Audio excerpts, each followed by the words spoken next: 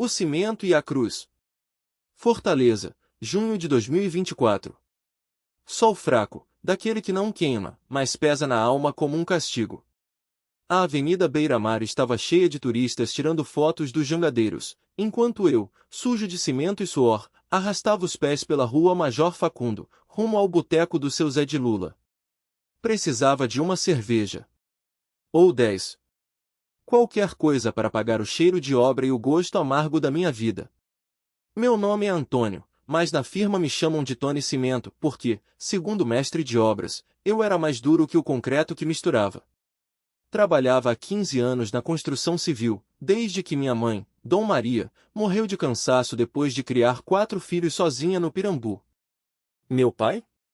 Sumiu quando eu tinha 8, deixando só uma foto amarelada e a promessa de que voltaria quando a maré estivesse boa. A maré nunca ficou boa. Naquele junho, a cidade fervia com os preparativos para a procissão de Corpus Christi. As ruas eram enfeitadas com serragem colorida, os fiéis ensaiavam cânticos, e o cheiro de incenso se misturava ao sal do mar. Eu, porém, só pensava em como ia pagar a dívida com o agiota do Benfica. 3.000 reais. 3.000 diabos que me afogavam mais que o maré de março. O convite que mudou tudo. Foi no boteco do Zé de Lula, entre uma brama e um pastel de carne seca, que o padre Ezequiel me encontrou. Ele era daqueles padres que não usavam batina só no altar, andava de chinelo de dedo e falava como gente. Sentou ao meu lado, pediu uma água de cocô e solitou. Tony, ouvi dizer que tu é bom de serviço. Tô precisando de umas mãos para reformar a capela de Nossa Senhora Aparecida lá no Poço da Draga.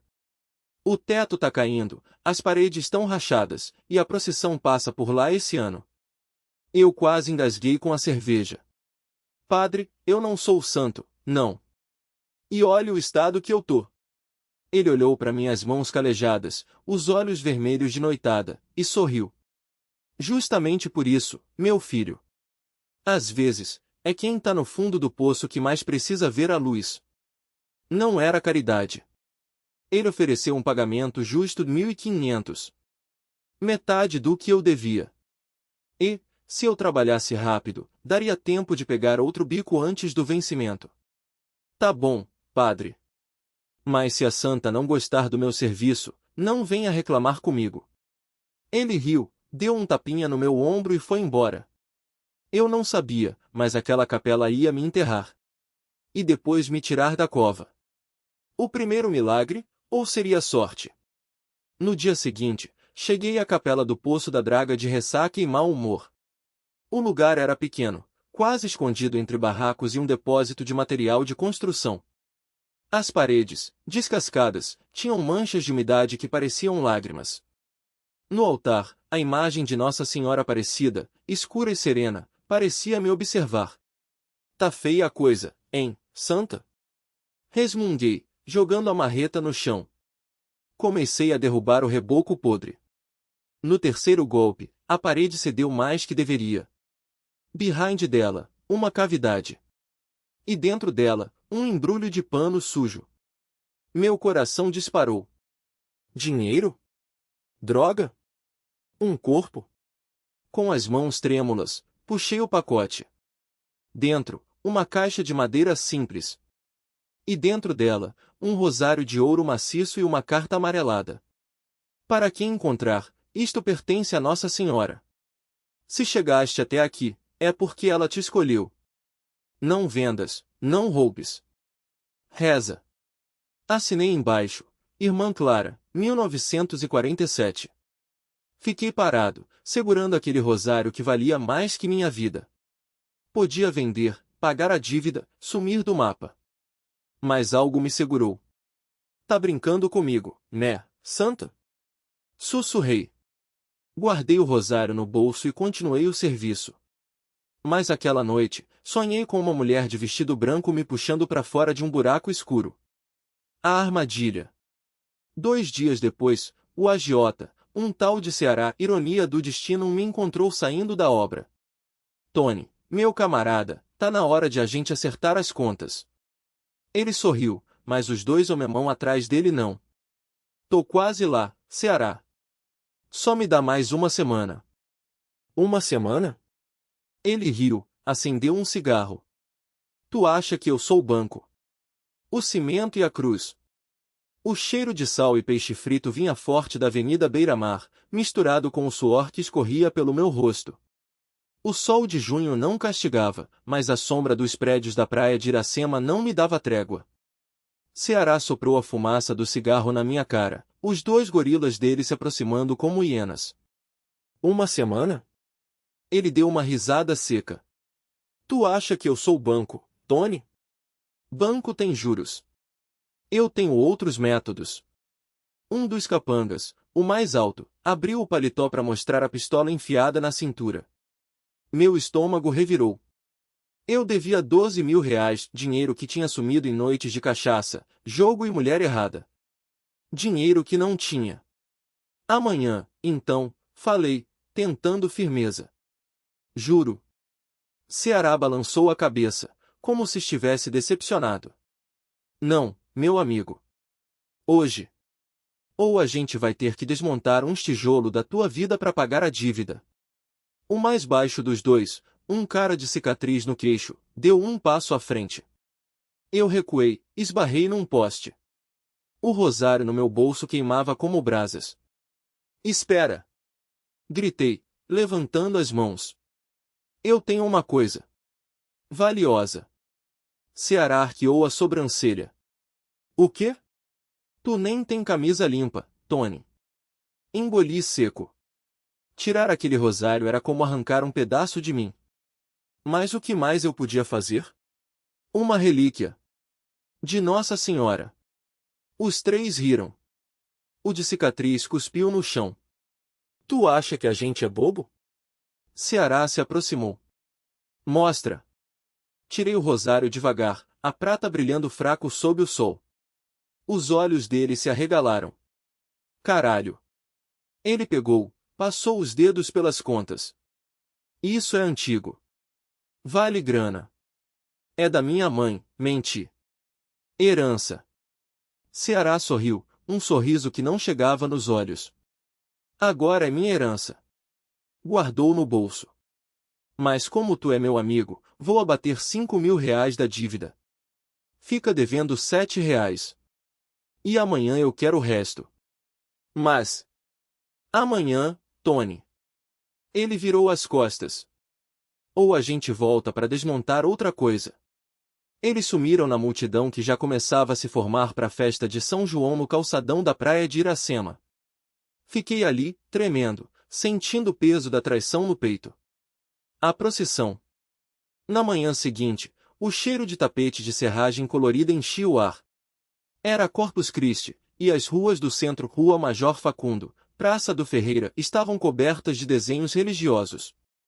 Eu deveria estar trabalhando, mas não tinha como. Sem o rosário, sem dinheiro, sem saída. Entrei na igreja do Rosário, onde a missa estava começando. O padre falava sobre perdão, sobre segundas chances. Eu não acreditava mais nisso. Senhor, me ajuda, sussurrei, sem esperança. Foi então que vi ela. No fundo da igreja, uma mulher de vestido branco, o rosto coberto por um véu. Não era a imagem de Nossa Senhora da Aparecida que a gente vê nos santuários, era real. Ela olhou para mim, e algo dentro de mim estremeceu. Você sabe o que tem que fazer, disse uma voz na minha cabeça. Não era audível. Era dentro. Saí correndo da igreja, o coração batendo forte. Não era loucura. Não podia ser. O buraco. Corri até a obra onde trabalhava, na rua Barão do Rio Branco. O prédio em construção tinha um porão que a gente estava cavando para a fundação. Um buraco fundo, escuro. E lá, no meio da terra revolvida, brilhava alguma coisa. Desci com cuidado, as paredes de terra úmida desabando aos poucos. Meus dedos tocaram metal frio. Era uma caixa. Uma caixa de metal enferrujada, meio enterrada. Com as mãos trêmulas, abri. Dentro, empilhados, rosários. Dezenas deles. Alguns de prata, outros de ouro, todos antigos. E no meio, aquele o da irmã Clara. O mesmo que eu tinha vendido. Não pode ser, minha voz ecoou no buraco. Mas era. E em cima da caixa, uma plaquinha de latão com letras desgastadas. Para quem precisar de uma segunda chance. NS Aparecida. A perseguição. Não tive tempo de pensar. Ouvi vozes lá em cima. Tony. Era a voz de Ceará. Onde tu tá, filho da puta? Saí do buraco como um louco. A perseguição. A terra escorregava sob meus pés enquanto eu me arrastava para fora do buraco, a caixa de rosários apertada contra o peito. O suor misturava-se com a poeira, colando a camisa no corpo. Lá em cima, as vozes se aproximavam, grossas, cheias de ódio. Tony, seu desgraçado! Berrou Ceará, o braço direito do Seixinho. Tu acha que vai escapar? A gente sabe que tu tá aí embaixo. Não podia deixar eles me pegarem. Não agora. Não depois do que eu tinha acabado de encontrar. Corri agachado entre os escombros da obra abandonada na rua 24 de Maio, perto do Mercado Central.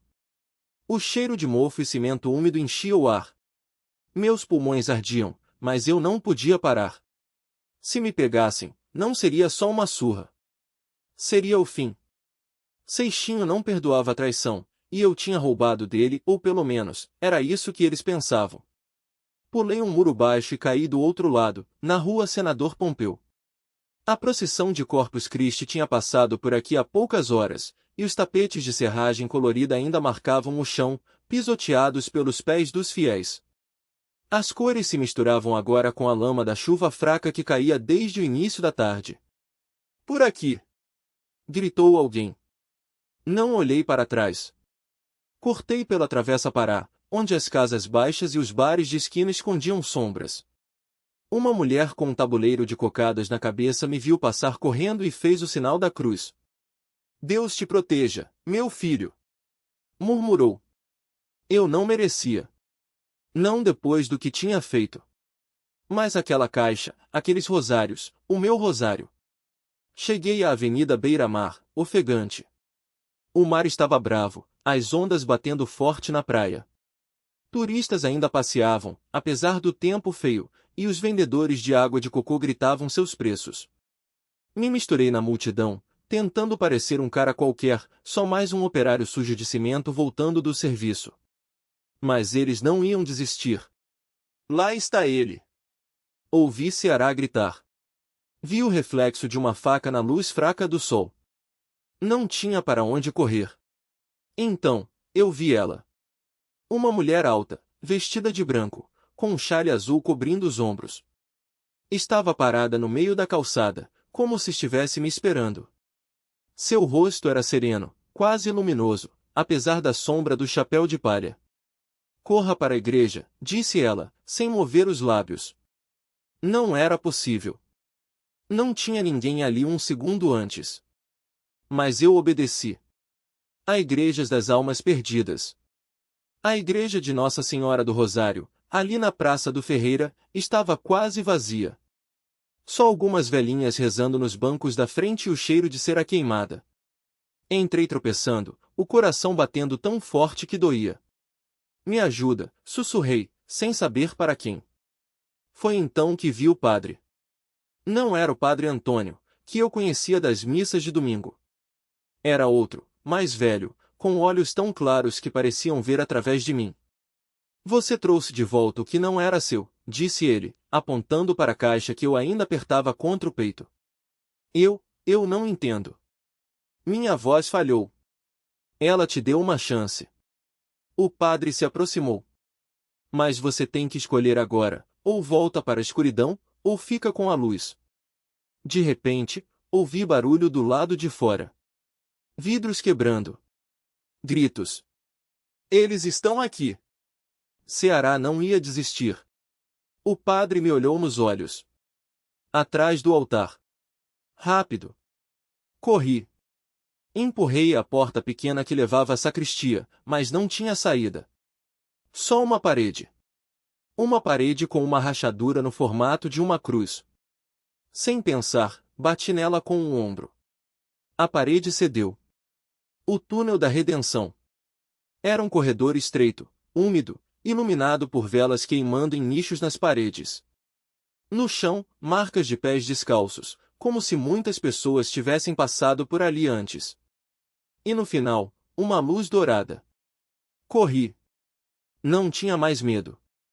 Só uma certeza estranha de que, se chegasse até o fim, tudo ficaria bem. Até que ouvi o tiro. A bala acertou a parede ao meu lado, espalhando pó de tijolo no ar. Ceará tinha me encontrado. Tu não vai escapar, Tony. Ele gritou, a voz ecoando no túnel. Seixinho quer te ver morto. Fechei os olhos. E então, ouvi ela de novo. Não é assim que termina. Uma mão me puxou para dentro da luz. O milagre. O milagre. A luz me envolveu como um abraço quente, e quando abri os olhos, não estava mais no túnel. Estava de joelhos no meio da Avenida Beira-Mar, com o sol fraco de junho batendo no meu rosto e o cheiro de sal do mar misturado ao incenso das barracas de Corpus Christi. A procissão já tinha passado, mas as ruas ainda estavam cheias de gente, alguns ajoelhados nos tapetes de serragem colorida, outros segurando velas que tremeluziam como estrelas no chão. Tony! Uma voz conhecida me chamou. Era a Dona Maria, a dona da barraca de tapioca na feira de São José, onde eu comprava café todas as manhãs antes do batente. Ela seguiu meu olhar confuso e depois olhou para trás, como se esperasse ver alguém. Meu filho, tu tá pálido que nem defunto. O que foi que aconteceu? Eu não sabia por onde começar. Como explicar que, há poucos minutos, eu estava correndo de Ceará, o capanga de Seixinho, dentro de um túnel que não existia. Que a voz dela me salvou. Eu tava na obra da Capela da Nossa Senhora, lá no Poço da Draga. Minha voz falhou. Aí, a parede cedeu. E eu vi. Dona Maria fez o sinal da cruz. É ela, Tony. A mãe Aparecida não abandona filho nenhum. Ela segurou meu braço com força. Mas tu precisa ir embora daqui. Já. Seixinho tá te procurando faz tempo, e se achar que tu sabe de alguma coisa da carga que sumiu. Eu sabia. A carga de cimento extraviada que Seixinho, o dono da construtora, usava para esconder droga nos sacos. Eu tinha visto. E quando falei que ia denunciar, eles me ameaçaram. Foi por isso que eu comecei a beber, para esquecer. Para me afogar no vício antes que eles me afogassem no cais do Porto do Mucuripe. Mas e a capela? Perguntei, desesperado. Eu enterrei ela, Dona Maria. Eu cobri o altar com cimento. Foi minha culpa. Ela me olhou nos olhos, séria. Nossa Senhora não tá debaixo de cimento nenhum, menino. Ela tá onde o povo precisa. E apontou para trás. Lá, no meio da multidão, uma mulher segurava um quadro pequeno, pintado à mão, Nossa Senhora Aparecida, mas não a imagem tradicional. Essa tinha o rosto marcado por lágrimas de tinta azul, como se chorasse por alguém. E nos pés dela, em letras miúdas, estava escrito, para Tony, que precisa ver. Meus joelhos fraquejaram. Isso não tá acontecendo. Sussurrei. Tá sim, meu filho. Dona Maria sorriu. E agora tu tem que escolher, ou corre para sempre, ou volta para a obra e arruma o que tu estragou. A última carga. Voltei pro Poço da Draga com o coração na mão.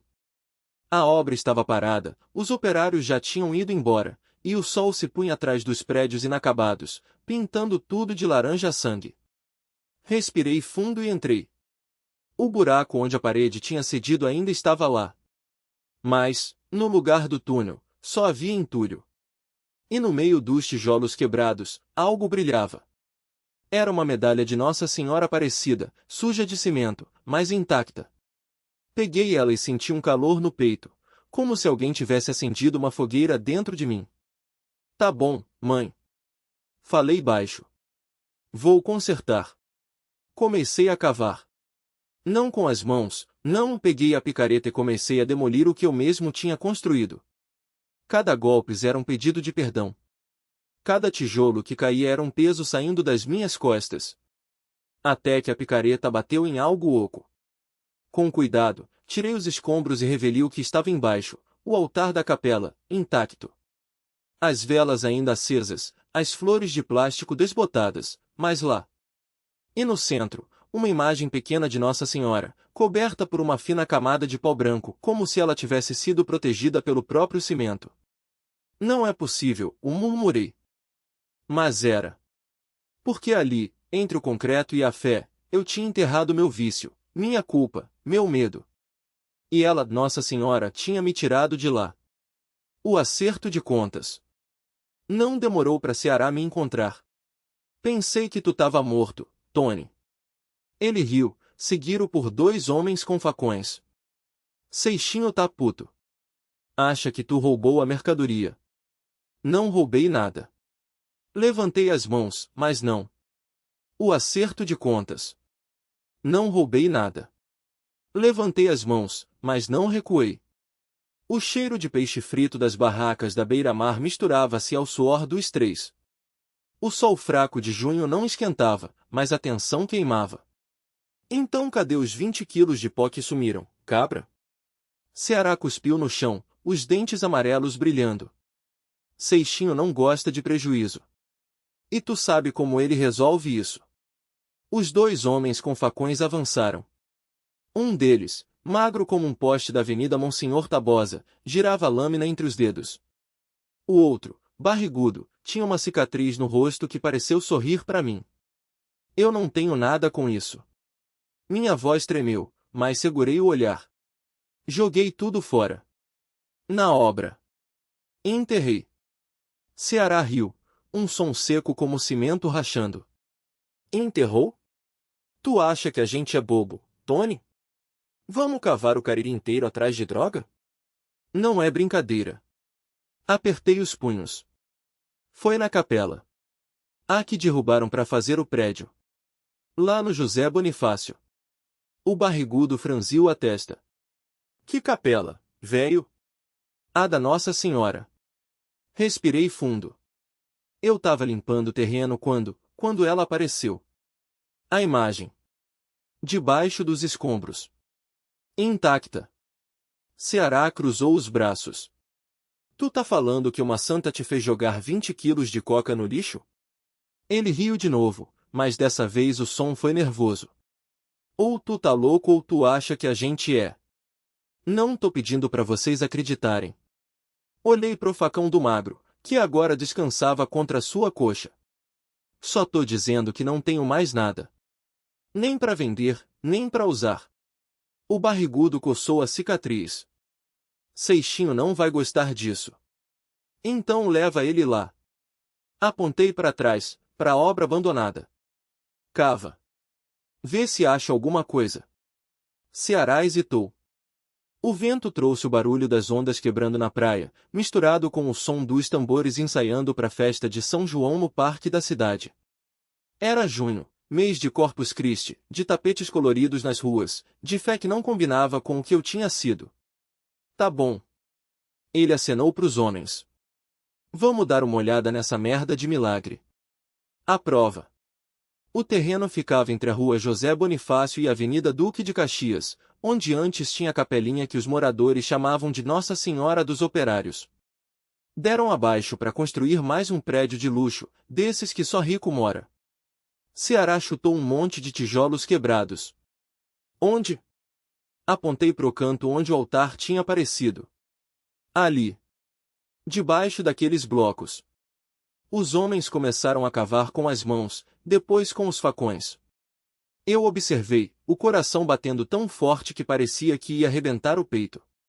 Se encontrassem algo, qualquer resto da droga, eu estava morto. Mas só saía terra.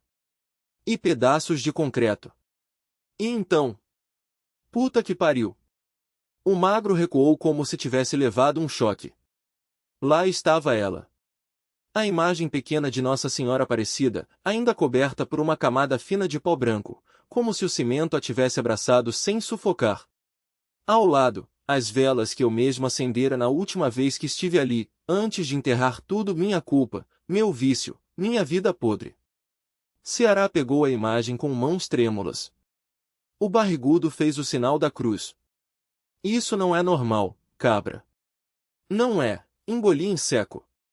Por isso eu joguei tudo fora. Por isso eu parei.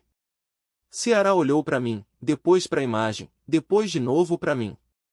Seixinho não vai acreditar nisso. Não precisa. Estendi a mão. Só precisa me deixar vivo. Ele hesitou. O vento soprou mais forte, levantando poeira. Algum lugar perto, uma rádio tocava Asa Branca numa volume baixo, como se o mundo todo estivesse segurando a respiração. Vamos embora. Ceará jogou a imagem para mim. Mas se tu tá mentindo, a gente volta. E dessa vez não vai ter santa que salve. Eles foram embora.